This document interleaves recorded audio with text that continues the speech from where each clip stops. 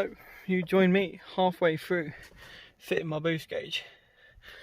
I done loads off camera, like make a bracket for the boost gauge to sit in. This will be cleaned up and I'm going to try and replicate that side and make most of it. But the boost gauge does sit in there nicely. I found my power supply. I'm going to take off the back of the radio. So literally all I'm going to do now is my long yellow boost line, take it from the blow off valve T-in, run it through the same wire that I took my speaker cable for the sub through, get it into the engine bay and wire it all in, plug it all in. It's a mechanical one, so it's just literally goes straight into the back of the boost gauge, nothing too fiddly. But yeah, let's get that long ass boy into the cabin. So, snip a little bit off, goes to the T-piece, wire goes through, or the boost pipe goes through there. I'm just trying to get it through now, feed a bit more through, so I've got my trusty screwdriver.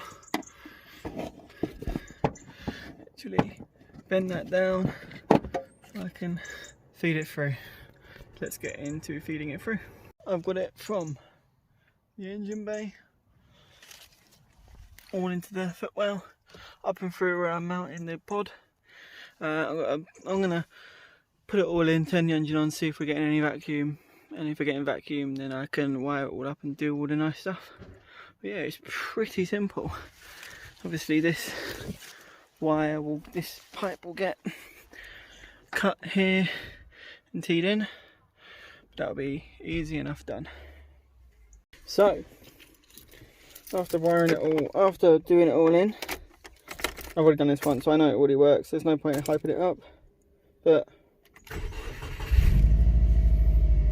if you can see that, we are getting vacuum, and then it's doing something. Let's get it wired into power so we can have a look at what it's actually physically doing, and then we'll take it for a test drive, see what kind of boost we're getting, lads. So the boost gauge is in. You can't really catch it on camera that well because it's quite bright, but we've got vacuum, letting the car warm up, and I'm going to take it for a spin. Everything seems to be fine. It's getting vacuum, so that's the main thing. It gets vacuum and it turns on. But yeah, we'll warm the car up, take it for a spin, make sure there's no leaks or anything, make sure I'm getting, I think it's about 13, or should be about 13 psi.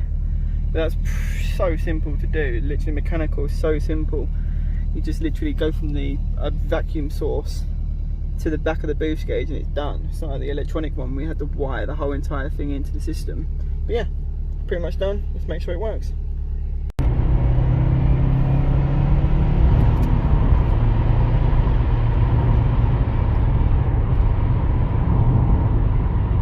That's pretty much it. Boost gauge is in, looking quite snazzy sitting there, does the job. Yeah, it's a turbo smart one as well, so no cheapy cheap. But yeah, I think it looks alright sitting there with the lights off. Now I've got the red head unit, did have a blue one in there before, it didn't work at all. But yeah, I think that works quite well, you know. I'm pretty proud of that. But yeah, that's pretty much done, easy as that.